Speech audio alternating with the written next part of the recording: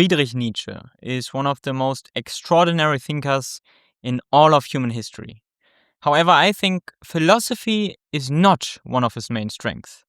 And I know that might sound a bit contradictory, but please bear with me.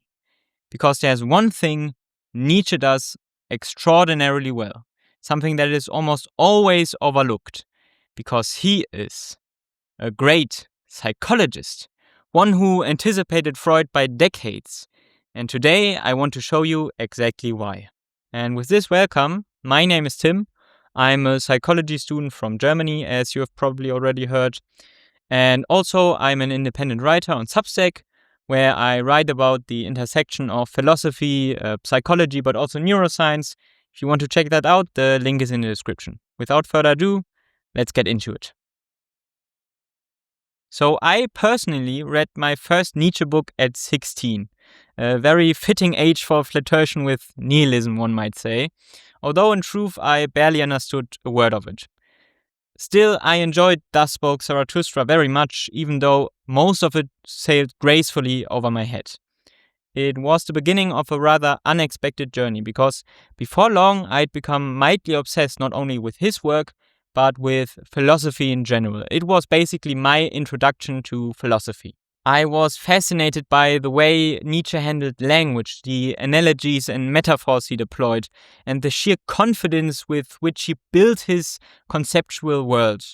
And then, of course, how he philosophized with a hammer. As he writes himself, you might hear it. You certainly hear it, if you have an ear for it. I am philosophizing with a hammer. And of course, one quick note before we begin, I'm not a philosophy expert. Just be aware of that when watching the video. And also, the views I will present now are not my own views, but Nietzsche's views. And in the end, I will also give some possible criticism and contextualize his work. So, at the very foundation of Nietzsche's philosophy lies one central idea. There are two classes of people, the strong and the weak. The weak are those who conform to a moral law, who follow a bigger idea, but who lack a self-determined goal. In most cases, these people follow the dictates of a religion, a nation, or even the scientific worldview. Whatever that superior rule says is right, that is what weak people believe to be right. The weak also feel a deep resentment, a word Nietzsche, by the way, loves to use, towards the strong. And so they try to win them over through charity, compassion, and guilt. According to Nietzsche, the weak then coalesced within Christianity, specifically to take a hold of the strong and live out this deeply ingrained resentment. The strong, on the other hand, are self-determined and autonomous. They set their own goals and they feel no pity. They also feel no guilt and perform no charity. For a strong person, something is good if it is good for them, and it is bad if it is bad for them. No metaphysical truth governs them in any way, and they don't believe in any sort of religion. There's no superior rule in general. The example Nietzsche cites here are primarily Roman figures like Alexander the Great or Julius Caesar, but also people like Goethe or even in some cases Jesus himself. He writes, "The Romans were indeed the strong and noble, just as they were stronger and nobler than any people who had ever lived or even been dreamed of on earth."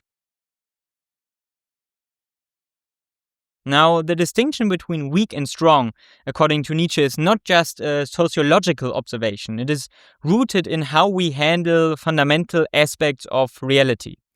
To understand the psychological machinery behind this, we need to look at two primal forces Nietzsche believes that drive all of human history and art. He introduces them in The Birth of Tragedy. He calls them the Apollonian and the Dionysian principles. There are two conditions in which art itself appears in a man like a force of nature.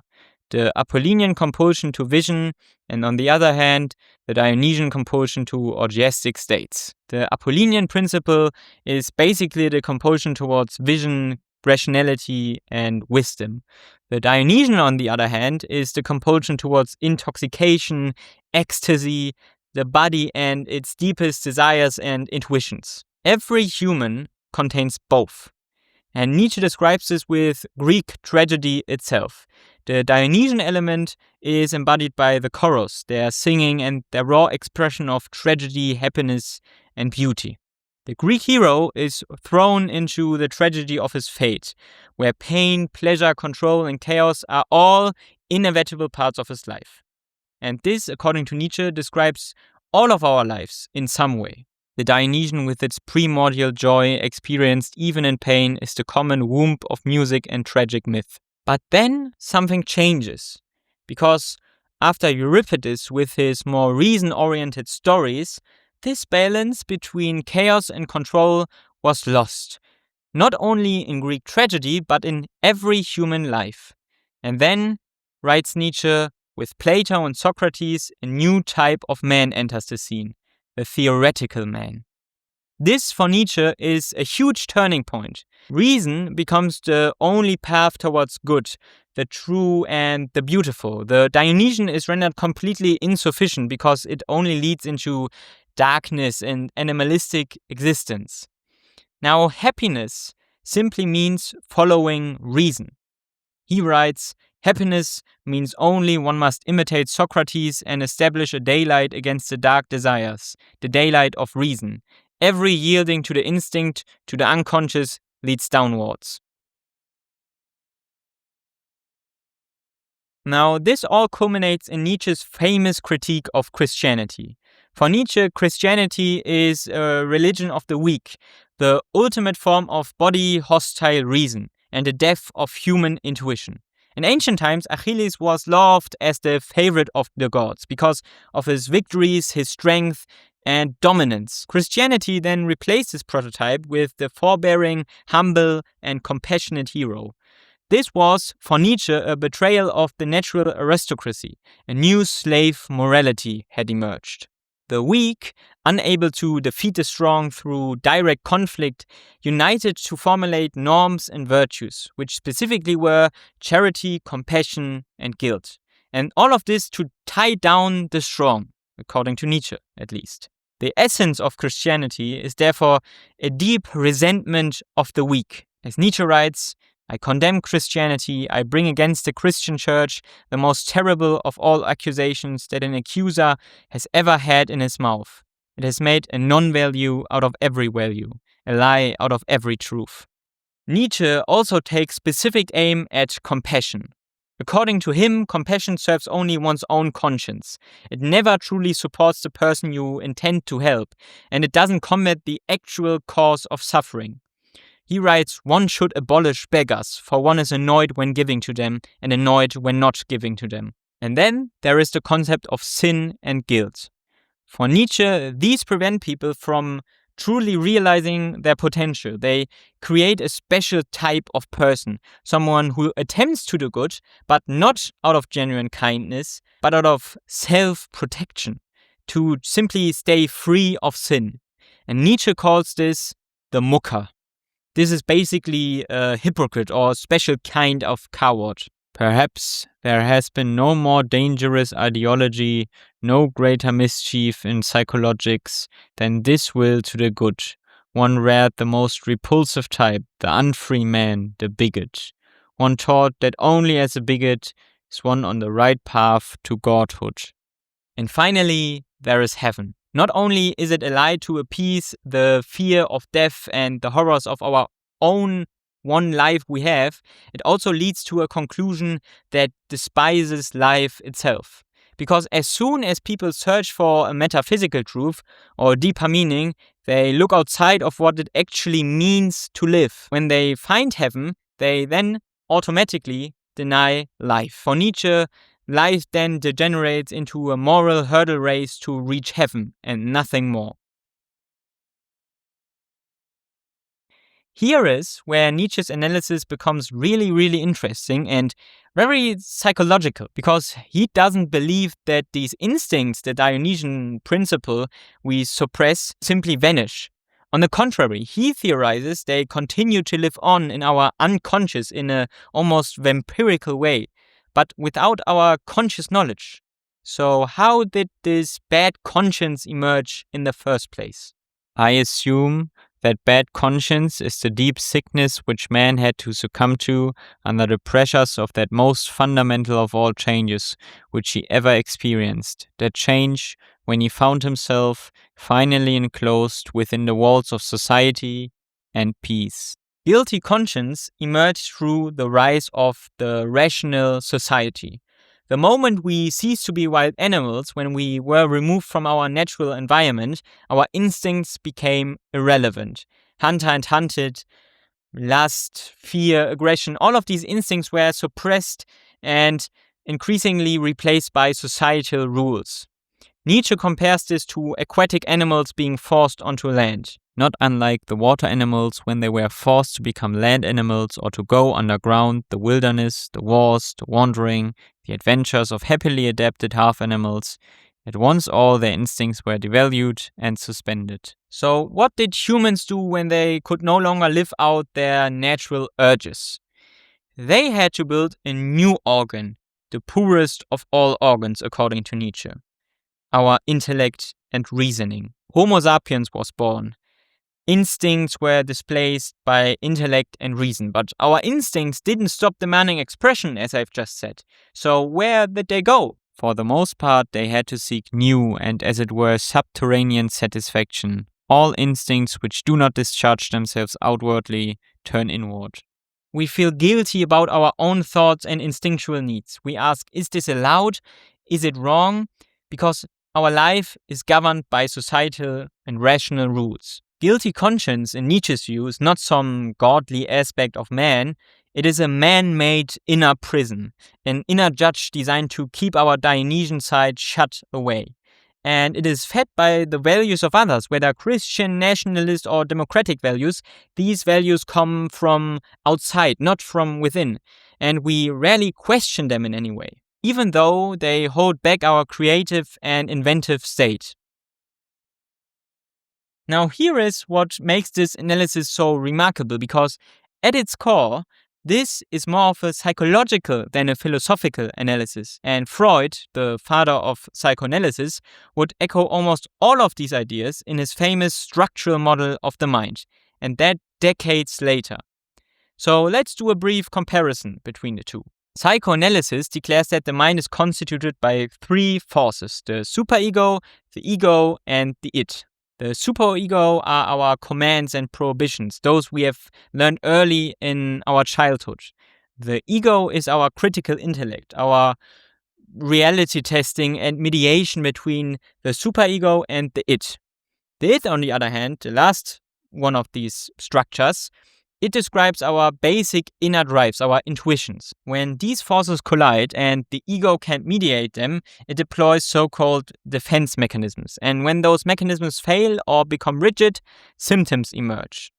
And that's the basis of psychoanalysis. It's of course a simplification in some way, but that's basically how it works. And now let's go back to Nietzsche and reframe what he wrote in these terms. So on a societal level, the superego informs the ego to constrain itself to certain rules. Now, we can already see the similarities between what Nietzsche described in the Genealogy of Morals and Freud's structure of the mind. But the Dionysian side, the id, is never quiet. It always wants that we satisfy its needs. And so we try to suppress these needs to conform to society. And what arises is guilty conscience. Basically, some sort of neurosis when we follow the logic of Freud. So we can see that a lot of these concepts Freud uses are already somewhere in between the lines of Nietzsche's work. Now, Nietzsche challenges the hierarchy of the mind, the very way we look at it, because he questions the fundamental basis of Descartes' cogito ergo sum. I think, therefore I am. His counterargument is that the deep unconscious will, or the body, is actually our leading authority, not reason. He writes, "The body is a great reason.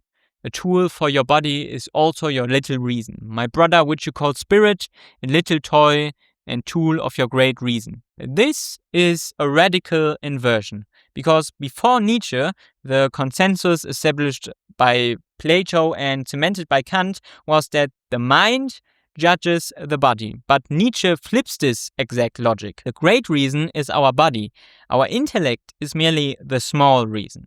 And conscious reasoning, he argues, is often an illusion constructed by the ego. We don't reason ourselves towards the behavior. The ego deludes itself after the fact that a bodily decision was a rational one. And he writes, I, you say, and are proud of the word, but greater is that in which you do not wish to believe, your body and its great reason. That does not say I, but does I. Freud would later call this a rationalization, where behavior directed by the it is retroactively justified by the ego. So this mirrors Nietzsche's critique in almost the exact way, or is very similar at least. Now, beyond introducing nihilism and existentialism, Nietzsche fundamentally attacks the Enlightenment's image of the rational human. For Nietzsche, the human remains a Homo Natura, a creature of drive and body. We will always behave according to our needs and our Dionysian desires. The parallels to Freud's therapeutic approach is very striking here, in my opinion. And Freud would again later advise his patients not to suppress their bodily desires solely for the moral demands of the society and the superego. As he famously noted, all who wish to be more noble than their constitution permits fall victim to neurosis. This is a very similar way of how Nietzsche described the problem. Do not desire beyond your capacity. Do not be virtuous beyond your strength. For both thinkers, a mentally healthy life means acknowledging our drives. And it's important to add that Nietzsche's embrace of the Dionysian is, of course, not some simple form of hedonism. He speaks of embracing a higher self, embracing life. So what he means by embracing our Dionysian side is more of a creative or intellectual embracement. So before we get into this part, I should mention that I'm not a particular proponent of psychoanalysis. While it has been shown to be very effective in some areas, many of its more detailed claims, especially those made by Freud, are rather pseudoscientific. They work in some way, but we haven't yet found exactly why.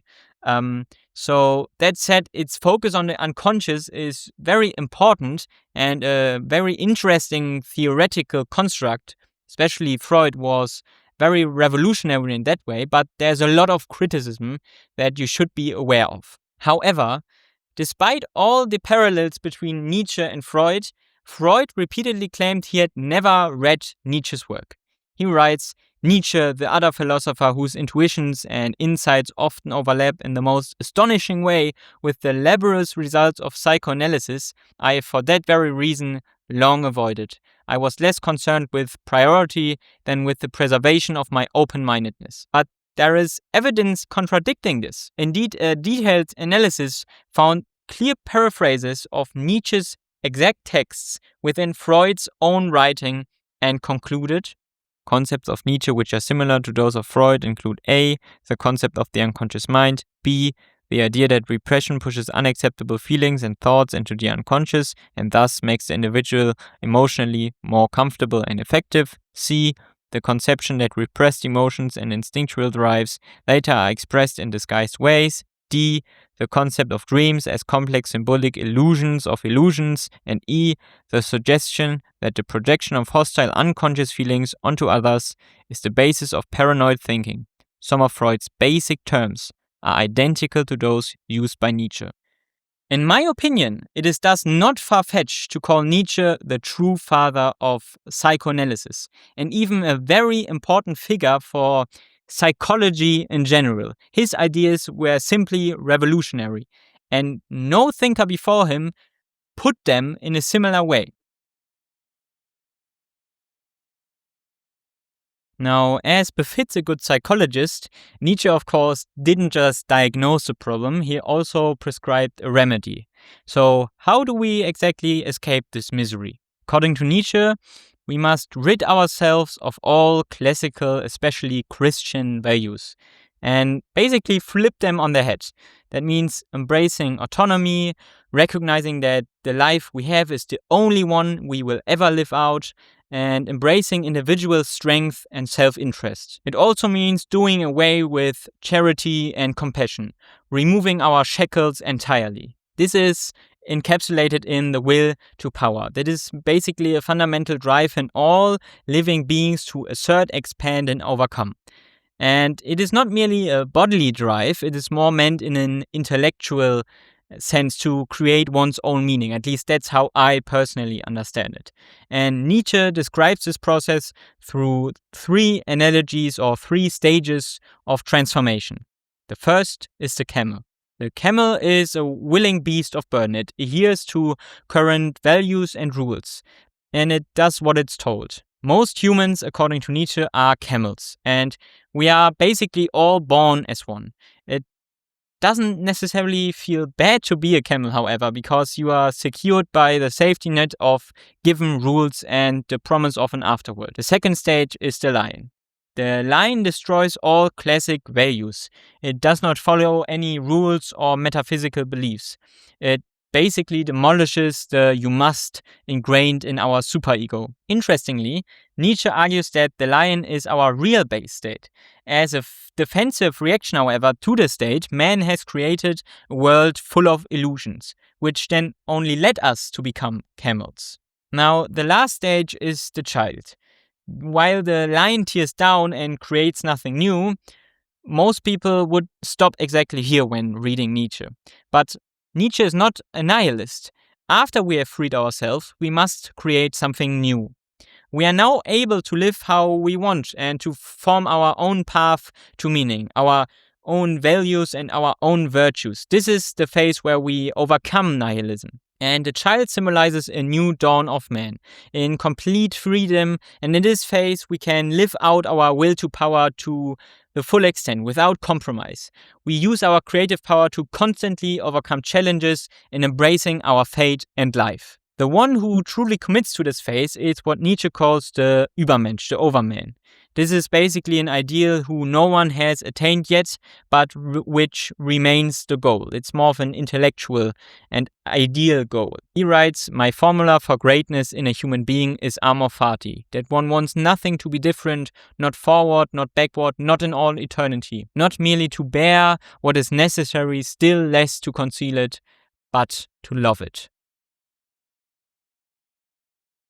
Now, I think there are several fundamental problems with Nietzsche's philosophy, and they fall into two categories: the methods and the content. The first problem is with the methods, because first, before starting with any of the claims Nietzsche makes, you must accept a massive set of unproven prerequisites to make any of his philosophy work.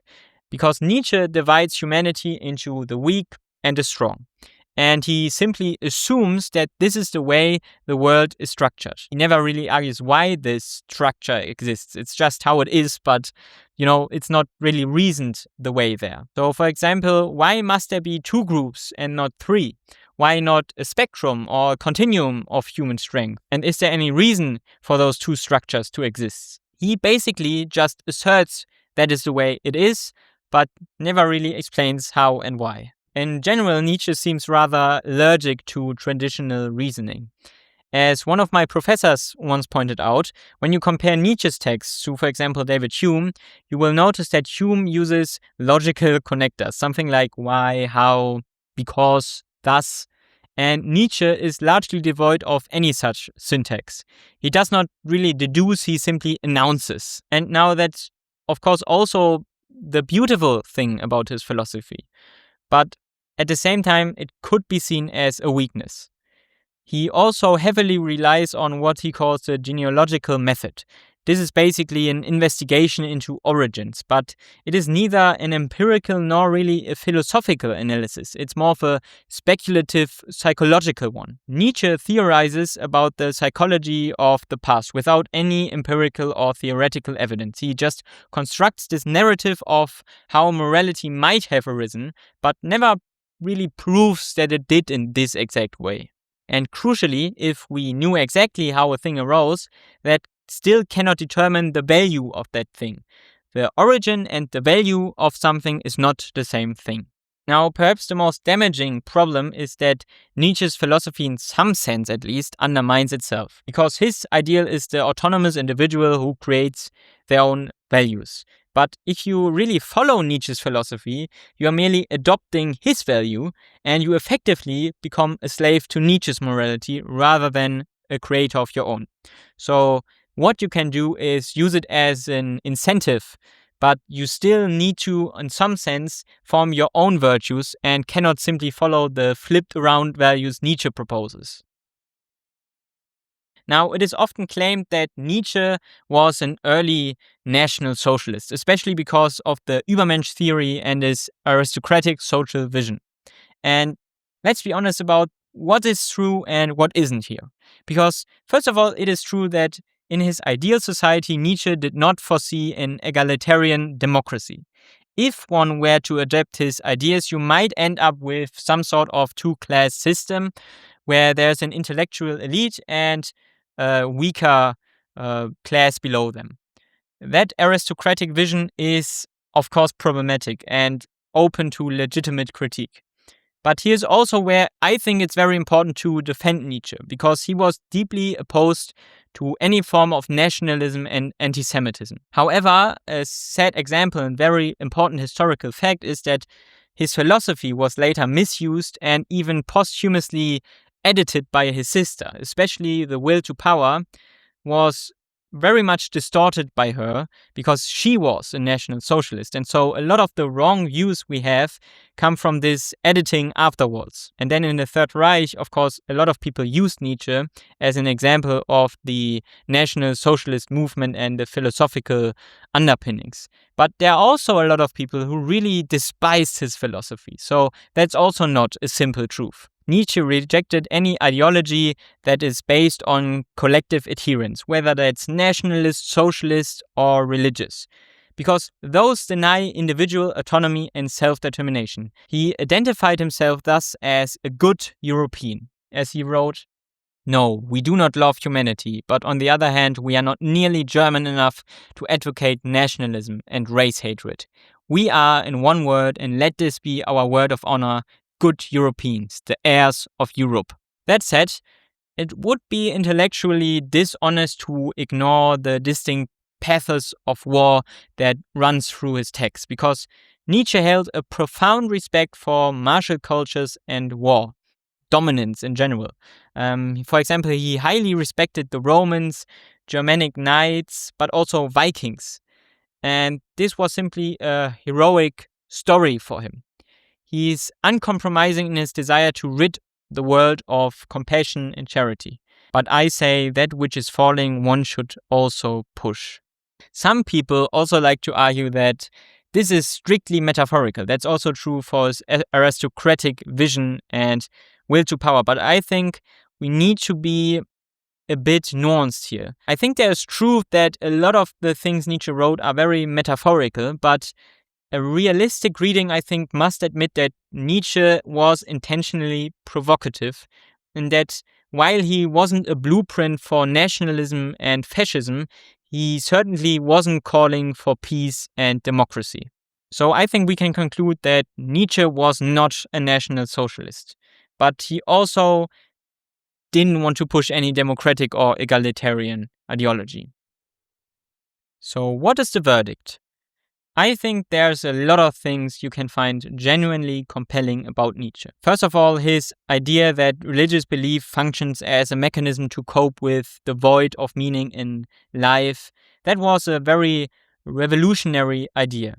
And although I am sure a sophisticated version of Christianity or any other religion could cope with this critique, this is a very important point that was later made again by a lot of philosophers, especially existentialists. Furthermore, his claim that believing in an afterworld is a life-denying attitude is very interesting and revolutionary. And then I think the best part about his philosophy is simply his call to embrace life, the practice of amor fati, to love one's fate. That is, I think, the greatest insight we can get from Nietzsche. Furthermore, we should never underestimate Nietzsche's value as a writer. For example, thus Spoke Zarathustra is filled with aphorisms, metaphors, and ideas expressed through very dense and imaginative language. In my experience, when you read it like 3 or 4 times, you always will learn something new. He's simply a writer with so much imagination and wonderful details in every sentence that is, I think, something we should never forget about him. He's not just a great philosopher, but a great writer and even poet in some sense. And finally, his psychological insights. They deserve special recognition, and this is also the focus of this video. His views on religion, guilt, and the conflict between the Dionysian on the one side and the Apollonian restraint on the other anticipated psychoanalytic theory by decades. And as I've shown, it is very likely that Freud was deeply influenced by Nietzsche's work. Nietzsche was one of the first to articulate something like a theory of the unconscious, and he was also one of the first who described how our unconscious drives can clash with our conscious social expectation and rules, which then become internalized in some way or externalized in other ways. So I end with this. Nietzsche is, in my opinion, a good philosopher, although with his weaknesses, but an even greater rhetorician and, importantly, a remarkable psychologist, and one of the most extraordinary minds in all of human history. One must still have chaos in oneself to be able to give birth to a dancing star. So this was my first video. Thank you for watching. And check out my Substack again, the link is in the description. See you in the next one.